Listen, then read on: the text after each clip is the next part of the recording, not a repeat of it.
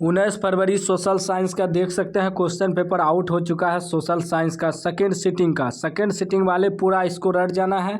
Set जी का out हुआ है तो कोई बात नहीं है, कोई भी सेट रहे प्रश्न एक ही रहता है, बस नंबर अलग अलग रहता है, ठीक ना। तो नंबर अलग अलग रहता है, आपको पूरा रट लेना है। देख सकते हैं 2024 का है, सोशल साइंस का पेपर आउट हो चुका है। बिल्कुल यही प्रश्न पूछा जाएगा आपके एग्जाम में, पूरा रट लेना है इसको। पहला प्रश्न कह रहा है कि बाओदाई की सरकार कहाँ थी, तो इसका राइट आंसर आपका बी हो जाएगा, दक्षिणी वियतनाम, ठीक ना। रट लीजिएगा, आपको प्रश्न और आंसर पे ध्यान देना है। बिल्कुल यही प्रश्न पूछा जाएगा सेकेंड सिटिंग में। दूसरा कह रहा है वियना सम्मेलन की मेजबानी किसने की, तो इसका राइट आंसर आपका बी हो जाएगा, नेपोलियन। याद कर लीजिए, पूरा यही प्रश्न आएगा सेकेंड सिटिंग में।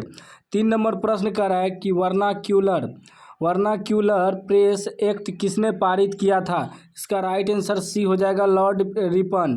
दोस्तों आप लोग चैनल को भी सब्सक्राइब कर लीजिएगा। चलिए 4 नंबर का रहा है भारत का सबसे छोटा जैव मंडल रिजर्व कौन सा है, तो 4 का राइट आंसर ये हो जाएगा, सुंदरवन। पूरा रट लीजिए, यही क्वेश्चन आएगा सेकेंड सिटिंग में।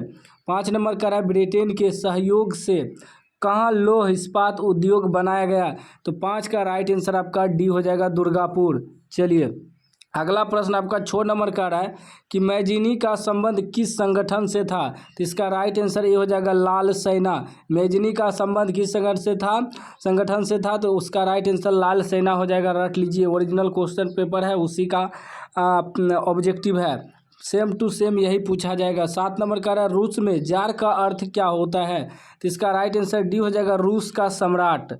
चलिए अगला प्रश्न 8 नंबर का रहा है कि होवा आंदोलन किस प्रकृति का था, तो इसका राइट आंसर आपका 8 का बी हो जाएगा, धार्मिक आंदोलन। चलिए अगला प्रश्न 9 नंबर का रहा है भारत में विलाफत आंदोलन शुरू हुआ, तो कब शुरू हुआ, तो वह आपका हो जाएगा 1926 ईस्वी में हुआ, डी राइट आंसर हो जाएगा। बिल्कुल यही प्रश्न आने वाला है आपका सेकेंड सिटिंग में 19 फरवरी को। चलिए 10 नंबर का रहा है कि 1917 ईस्वी में भारत में पहली जूट मिल किस शहर में स्थापित हुआ, तो राइट आंसर सी हो जाएगा, मुंबई। चलिए अगला प्रश्न देख लीजिए।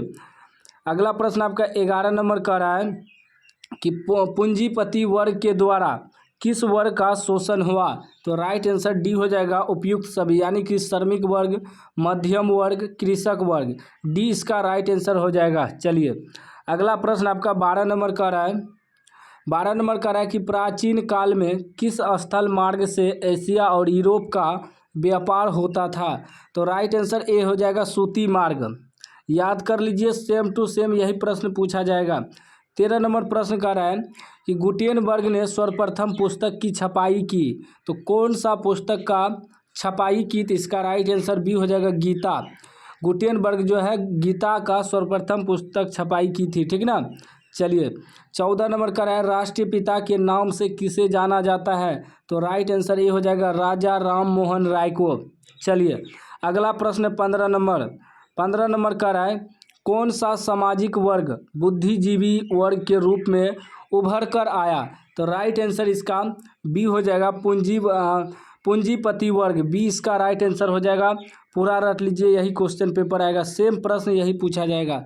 16 नंबर का है यूरोपीय सभ्यता का पालना किसे कहा जाता था, तो इसका राइट आंसर आपका सी हो जाएगा, हंगरी को। चलिए अगला प्रश्न 17 नंबर का है 1917 की रूसी क्रांति के समय किस जार का शासन था, तो इसका राइट आंसर आपका ए हो जाएगा, पीटर। याद कर लीजिए, सेम प्रश्न पूछा जाएगा। उसके बाद 18 नंबर का है वियतनाम में रहने वाले फ्रांसीसी नागरिकों को क्या कहा जाता था, तो राइट आंसर सी हो जाएगा, कोलोन। चैनल को आप लोग सब्सक्राइब कर लीजिए। चलिए अगला प्रश्न आपका 19 नंबर का है किस खनिज को उद्योगों की जननी माना गया है, तो राइट आंसर इसका ए हो जाएगा, मैग्नीज, ए राइट आंसर हो जाएगा। चलिए अगला प्रश्न आपका 20 नंबर का है गोंडवाना समूह के कोयले का निर्माण हुआ था, तो वह हो जाएगा आपका 20,000 वर्ष पूर्व, यानी कि सी राइट आंसर हो जाएगा, 20,000 पूर्व। चलिए 21 नंबर का है भारत में किस प्रकार की कृषि का प्रधानता है, तो यह आपका हो जाएगा विस्तृत कृषि। बी इसका राइट आंसर हो जाएगा विस्तृत कृषि। याद कर लीजिए, पूरा सेम टू सेम पूछा जाएगा। 22 नंबर का रहा है, इनमें संता की साझेदारी का एक सही लाभ क्या है? तो राइट आंसर सी हो जाएगा समुदायों के मध्य टकराव में कमी। चलिए अगला प्रश्न 23 नंबर का रहा है, नगर निगम के मुख्य प्रशासक को कहा जाता है? तो क्या कहा जाता है? तो यह हो जाएगा नगर प्रधान। सी राइट आंसर हो जाएगा। चलिए 24 नंबर का रहा है, जीवन की भौतिक गुणवत्ता का सूचक है? तो 24 का राइट आंसर सी हो जाएगा मौलिक साक्षरता। चलिए अगला प्रश्न 25 नंबर का रहा है कि मुद्रा के प्रमुख कार्य हैं? तो राइट आंसर डी हो जाएगा इनमें से सभी। विनिमय का माध्यम, मूल्य का मापक, मूल्य का संचय, यानी कि डी राइट आंसर हो जाएगा। नोट कर लीजिएगा। चलिए 26 नंबर का रहा है, ऊर्जा का मुख्य स्रोत क्या है? तो इसका राइट आंसर ये हो जाएगा कोयला। ऊर्जा का मुख्य स्रोत क्या है? कोयला है। चलिए 27 नंबर का रहा है, निम्नलिखित में कौन संघ राज्य की विशेषता नहीं है? तो राइट आंसर सी हो जाएगा इकहरी शासन व्यवस्था जो है नहीं है।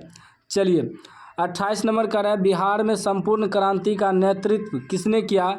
इसका राइट आंसर ये हो जाएगा मेरा रज्जी देसाई। चलिए अगला प्रश्न आपका 29 नंबर का रहा है कि इनमें से कौन सी एक बात लोकतांत्रिक व्यवस्थाओं के अनुरूप नहीं है? तो राइट आंसर डी हो जाएगा बहुसंख्याओं का शासन। चलिए अगला प्रश्न 30 नंबर का रहा है, भारत एक लोकतांत्रिक राज्य है, निम्नलिखित में किसमें यह घोषणा की गई? किसमें यह घोषणा की गई? तो राइट आंसर सी हो जाएगा कानूनी पुस्तक। चलिए अगला प्रश्न 31 नंबर का रहा है कि किस लोकसभा चुनाव के बाद महिलाओं की भागीदारी 10% से अधिक हो गई है? तो राइट आंसर सी हो जाएगा 17वीं लोकसभा। चलिए अगला प्रश्न आपका 22 नंबर का रहा है कि निम्नलिखित में से कौन राष्ट्रीय दल है? निम्नलिखित में कौन राष्ट्रीय दल है? तो राइट आंसर सी हो जाएगा भारतीय जनता पार्टी। भारतीय जनता पार्टी। उसके बाद देखिए 33 नंबर का है, लोकतंत्र की प्राण किसे कहा गया है? राइट आंसर सी होगा मानवीय दल। राइट आंसर सी हो जाएगा मानवीय दल। चलिए 34 नंबर का रहा है कि भारत में संघ एवं राज्यों के बीच अधिकारों का विभाजन कितनी सूचियों में हुआ? तो राइट आंसर इसका ए हो जाएगा 3। चलिए याद कर लीजिएगा, ए राइट आंसर हो जाएगा 3। चैनल को आप लोग सब्सक्राइब नहीं किए, अभी तक सब्सक्राइब नहीं किए तो कर लीजिए। 35 नंबर का रहा है, निम्नलिखित में कौन लोकतंत्र में रंग भेद के विरोधी नहीं थे? तो राइट आंसर सी हो जाएगा ओलंपिक धावक टोनी स्मिथ एवं जॉन कालेस। चलिए 36 नंबर का रहा है, सासाराम नगर का विकास हुआ था, कब हुआ था? तो राइट आंसर बी हो जाएगा प्राचीन युग में। चलिए अगला प्रश्न 37 नंबर का रहा है कि अविभाजित बिहार में निम्नलिखित में से कौन एकमात्र नियोजित नगर था? तो राइट आंसर ये हो जाएगा पटना राइट आंसर हो जाएगा ए। चलिए 38 नंबर का रहा है, पटना हवाई अड्डा का क्या नाम है?